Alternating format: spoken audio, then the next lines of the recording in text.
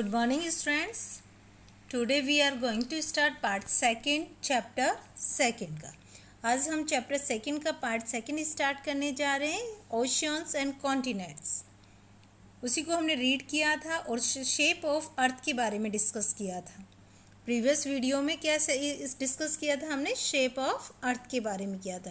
तो उसकी शेप कैसी होती है? स्फेरिकल होती है, फ्लैट नहीं होती. तो आज हम क्या पढ़ने जा रहे हैं? ग्लोब के बारे में पढ़ने जा रहे हैं. तो globe the model of the अर्थ. आप सभी को पता है ग्लोब को किसका मॉडल माना जाता है? अर्थ का माना जाता है. तो ये पृथ्वी का एक नमूने के रूप में, आकृति के रूप में होता है. How did humans show the correct shape of the earth before the pictures of the earth could be taken from the space? How did humans, कैसे मानव शो करते थे, दिखाते थे करेक्ट से, यानी जो सही आकृति को दिखाते थे अर्थ की, पृथ्वी की, before the picture of the अर्थ, यानी उनके पास में पृथ्वी की कोई पिक्चर भी नहीं हुआ करती थी. तो मतलब जब स्पेस से, आप सबको पता है कि हम ये जो पिक्चर शो करते हैं वो कहाँ से करते हैं? आकाश में से लेते हैं, ये ऊपर स्पेस से लेते हैं, तब जाके उनको पिक्चर दिखाई देती है. तो कैसे वो दिखा, उन्होंने करेक्ट शेप के बारे में बताया.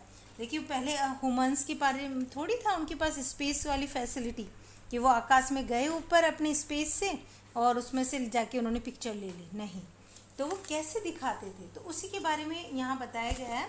After knowing the correct shape of the earth, creators of mollusks, a Greek language grammarian and philosopher, made the earliest known 3D model of the earth about 2100 years ago.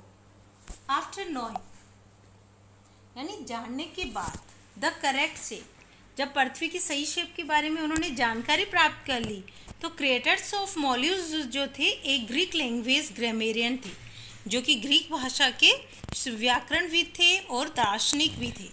Made the earliest non, उन्होंने क्या बनाया? एक earliest आरंभिक non बनाया, यानी उसके बारे में जानकारी दी.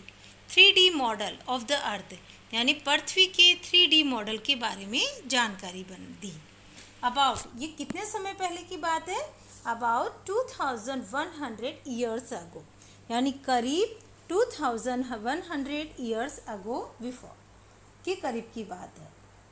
The 3D model of the earth is called a globe. और ये 3D मॉडल जो है पृथ्वी का, वो किस नाम से जाना जाता है? ग्लोब के नाम से जाना जाता है. यानी क्या है? ये ग्लोब है. तो देखिए ग्लोब क्या है. हमारे जो ग्रीक लैंग्वेज ग्रामेरियन और फिलोसोफर थे, क्रिएटर्स ऑफ मॉल्यूस्क, उन्होंने इसके बारे में उस जानकारी दी और इसको बनाया था.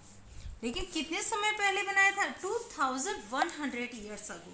देखिए बच्चों, आप देखो कितनी बड़ी बात होती है कि इन लोगों के पास में कोई फैसिलिटी नहीं थी, कोई जानकारी नहीं थी, फिर भी इन लोगों ने बहुत सारी चीज़ों के बारे में कितना सटीक सा आंसर बनाया. और आज हम उन्हीं के बेस पे आगे बढ़ते चले जा रहे हैं. हमारे साइंटिस्ट उन्हीं को बेस मान के तो चल रहे हैं. उन्होंने जो जानकारी दी उसी को लेते हुए उसमें और भी इम्प्रूव करते हुए आगे बढ़ते चले जा रहे हैं. तो अंडरस्टैंड. तो the 3D model of the earth is called a globe. तो जो 3D मॉडल है पृथ्वी का, उसे हम क्या कहते हैं? ग्लोब कहते हैं. अब देखिए आप आकर यहाँ पे फिगर 3 आपको दिखाई दे रहा है, तो उसमें किसकी वो बनाई गई है? ग्लोब के बारे में बताया गया है. तो globe the model of the अर्थ. तो ये ग्लोब क्या है? अर्थ का मॉडल है.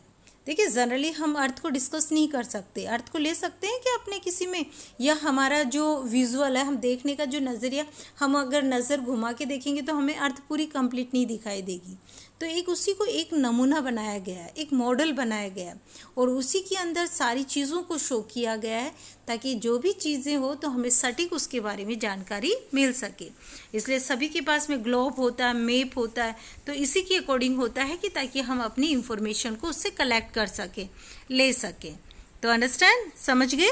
तो देखिए अब उसी से आगे क्या है? Let's try first. अभी जितना हमने स्टडी किया है, जितना पढ़ा है हमने प्रीवियस क्लास में और आज की क्लास में, तो उसी के बारे में आज बताया गया. तो look at the picture of a modern globe, discuss this questions with your partner and right the answer in the space provided. देखिए यहाँ पे स्पेस दी गई है, उसी में आपको लिखना है. तो लुक एट द पिक्चर. पहले आप पिक्चर को देखिए, तस्वीर दिखाई दे रही है ना आपको एक मॉडर्न ग्लोब की, तो उसको देखना है। और अब इन क्वेश्चन को आप अपने देखिए घर पे आपके brother, Elder brothers, Elder sisters होती है, पेरेंट्स होते हैं, उनके साथ डिस्कस कीजिए। और बात करने से ही देखिए हर चीज़ को हमें बहुत ज़्यादा समझ में आता है। अभी हम डायरेक्टली आपसे नहीं कनेक्ट हो सकते, लेकिन आपको जैसे हम बता रहे हैं उसके अकॉर्डिंग अगर करोगी, अभी हमारे से जैसे हम स्पीक कर रहे हैं उसको समझने की कोशिश करो। Okay, try to understand and then after you discuss with your parents. तो write the answer in the space provided. अब यहाँ पे आंसर लिखना है आपको, जो कि स्पेस को आपको दिया गया है। तो फर्स्ट है, how is the globe similar to the earth. अब देखिए कैसे ग्लोब जो है वो सिमिलियर है। सिमिलियर होना मतलब समान है। किसके समान है? पृथ्वी के। और देखिए आपको पता है ना कि अर्थ का मॉडल ही क्या है? ग्लोब है। तो ग्लोब को एक अर्थ का मॉडल मान के लिया गया है। तो दोनों में क्या समानता है? दोनों ही स्फेरिकल है। आप सबको पता है ना, दोनों कैसे हैं? गोलाकार हैं। तो both are spherical. Okay. Second, how is the globe different from the earth. अब देखिए ग्लोब जो है वो पृथ्वी से कैसे अलग है। अब इसमें कुछ देखो, हमने ये तो बता दी कि उनकी आकृति तो सेम होती है, लेकिन फिर भी उनमें से कुछ तो डिफरेंट होगा। तो वो क्या डिफरेंट है, वो कैसे अलग है, ग्लोब पृथ्वी से कैसे डिफरेंट है? तो the globe is much smaller than the earth. देखिए अब पृथ्वी की तो हम आकृति लेके चल सकते, पृथ्वी को तो हम वो नहीं कर सकते ना कि अपने सामने सारी इतनी बड़ी पृथ्वी को हम दिखा देंगे। इसमें इतने सारे ओशियंस हैं, कॉन्टिनेंट्स हैं, ये सारी चीज़ें हैं, बहुत सारी लैंड है, तो इन सबको हम शो नहीं कर सकते या अपन देख नहीं सकते। तो इसको एक क्या माना गया? मॉडल के रूप में। तो the globe is much smaller than the earth, यानी बहुत ज़्यादा छोटा रूप है पृथ्वी की बजाय। तो ग्लोब तो बहुत छोटा ही होगा। Third, can we call the globe a small model of the earth? Why not? Can we call the globe a small model of the earth? क्या हम ये कह सकते हैं कि ग्लोब एक छोटा मॉडल होता है पृथ्वी का? अगर है तो क्यों है, और नहीं है तो क्यों नहीं है? ये दोनों में आपको आंसर देना था। तो आप बताइए, हम तो मानते हैं ना कि पृथ्वी हम क्या कहते हैं? एक छोटा मॉडल होता है। तो हमारा आंसर क्या होगा? Yes we can call the globe a small model of the earth. हाँ, हम कह सकते हैं कि ग्लोब एक छोटा मॉडल होता है पृथ्वी का। क्यों होता है? Because it shows the true shape of the अर्थ। क्योंकि ये दिखाता है सही आकृति को, पृथ्वी की सही आकृति को दिखाता है, इसीलिए क्या है? सही है, एक स्मॉल मॉडल है पृथ्वी का। ओके, तो क्लियर? आई होप आप सबको यहाँ तक समझ में आ गया होगा।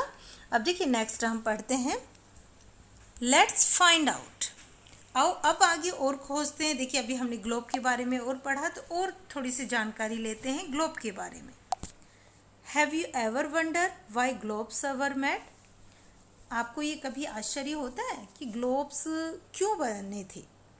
ग्लोब्स को क्यों बनाया गया था? The earth is huge. क्यों बनाया गया था? क्योंकि आप सब जानते हो पृथ्वी बहुत बड़ी है।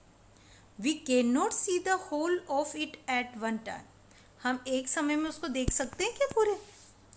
नहीं देख सकते, मतलब पूरी को नहीं देख सकते। We can not see the whole, पूरी को। होल मीन्स होता है complete, of it at one time. It means earth को, वन टाइम, एक समय में हम पूरी अर्थ को नहीं देख सकते। Globes help us know the true shape of the earth without going to space. और ग्लोब्स हमारी किस जानकारी में सहायता करता है? सही आकृति के बारे में पृथ्वी की, जबकि हम स्पेस में नहीं जा रहे हैं या बिना जाए भी हमें सही आकृति दे देता है। ए globe is this a small 3D model of the earth. इस प्रकार से हम ग्लोब को क्या कह सकते हैं? एक छोटा 3D मॉडल है पृथ्वी का।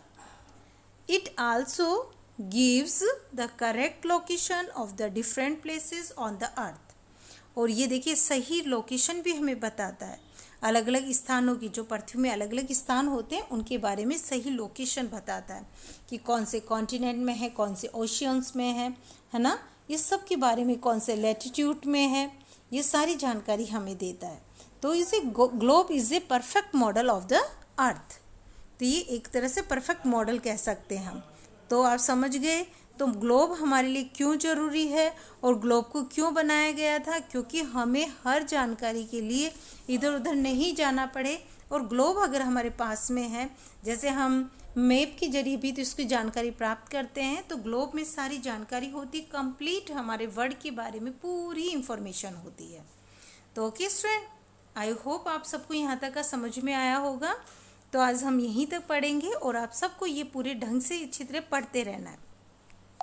सभी के पास बुक्स भी अवेलेबल होगी, तो आप सब स्टूडेंट्स को अपने बुक्स में ही फिल कर लेना है। अगर आपके पास बुक्स है तो आप बुक्स में ही इसको फिल कर लेंगे, ताकि एक्टिविटीज़ हम बुक्स में ही फिल करते चलेंगे। ओके, लेकिन आपको एक वर्क और करना है, आप सभी को अपना वर्क रेगुलरली कंप्लीट वर्क का PDF जो है वो आपको अब मुझे सेंड करना है ना। 5th क्लास वाले स्टूडेंट, 5th A के स्टूडेंट डेली मुझे अपना वर्क सेंड करेंगे, ये आपको ध्यान रखना है। ओके, और डेली आप सभी को वर्क करना है। तो okay student, understand, all of you have to send your work regularly me, okay, या regular to your class teacher. जो भी आपकी क्लास टीचर होंगे उनको रेगुलरली अपने कंप्लीट सब्जेक्ट का वर्क को सेंड करना है। तो ये आपको ध्यान रखना है। Okay, thank you.